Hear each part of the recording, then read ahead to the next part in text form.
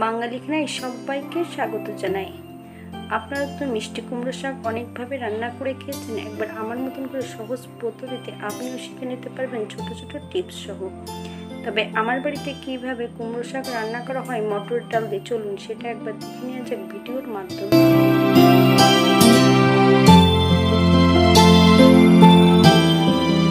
আজকে রান্না করব মিষ্টি কুমড়ো শাক।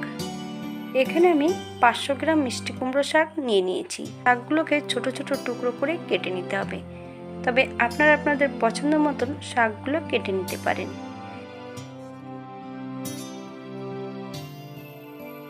এই পর্যায়ে আমি 1 বাটি মটর ডাল নিয়েছি। ডালটাকে বেশ ভালো করে সেদ্ধ করে নিতে হবে। ডালটা 90% সেদ্ধ করতে হবে, 100% সেদ্ধ করলে শাকের সঙ্গে একদম মিশে যাবে।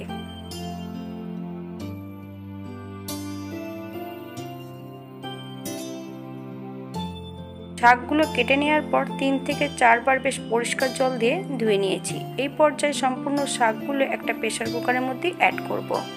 সামান্য একটু জল দিয়ে একটা হুইসেল দিয়ে নেব। 10 মিনিটের জন্য প্রেসার কুকারটাকে স্ট্যান্ডিং টাইম দিতে হবে। একটা কড়াইতে বেশ কিছুটা সরষের তেল অ্যাড করেছি। ফোড়নে রেখেছি 5 ফোড়ন, শুকনো লঙ্কায় একটা তেজপাতা। ফোড়ন থেকে সুগন্ধ বেরোলে সম্পূর্ণ লাউ শাকটা অ্যাড করব। এই পর্যায়ে 2টো কাঁচা লঙ্কা অ্যাড করব। আপনারা যদি লঙ্কা পছন্দ করেন তাহলে পরিমাণে বাড়িয়ে দিতে পারেন। 2 থেকে 3 মিনিট মিডিয়াম আঁচে বেশ ভালো করে নেড়ে নেব।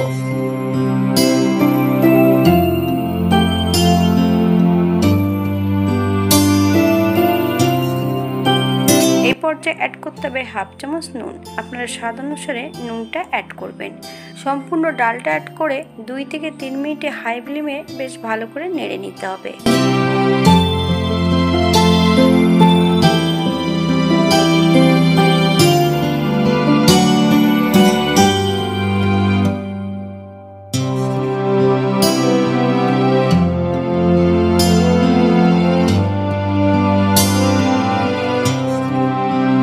এই পর্যায়ে 5 থেকে 7 মিনিটের জন্য ঢাকা দিয়ে দেব।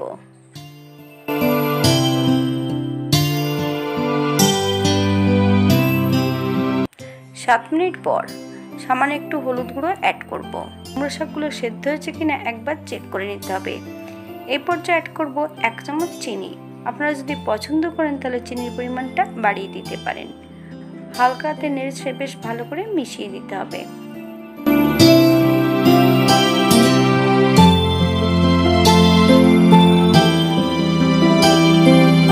এই পর্যায়ে অ্যাড করব 1 চামচ কাঁচা সরষের তেল।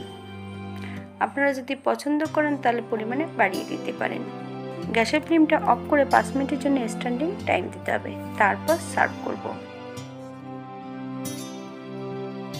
এটা দেখতে যেমন ভারী সুন্দর হয়েছে, এটা গরম ভাতে খেতে কিন্তু অসম্ভব ভালো। আপনারা বাড়িতে একবার একই পদ্ধতিতে এই নিরামিষ রেসিপিটা করে নিতে পারেন। আজকের ভিডিওটি এই পর্যন্ত। সবাই সুস্থ থাকবেন, ভালো থাকবেন। ও নতুন নতুন রেসিপি নিয়ে আপনাদের সামনে আবার আমি হাজির হব। হাতে যদি সময় থাকে তাহলে একটা লাইক, কমেন্ট, শেয়ার করবেন। আর ভিডিওটি যদি ভালো লেগে থাকে তাহলে চ্যানেলটি সাবস্ক্রাইব করে পাশে থাকবেন। পাশে থাকা বেলটি বাজিয়ে দেবেন, নইলে নিত্য নতুন রান্নার নোটিফিকেশন পাবেন না। নতুন ও পুরনো সকল বন্ধুদের অসংখ্য ধন্যবাদ ভিডিওটি দেখার জন্য।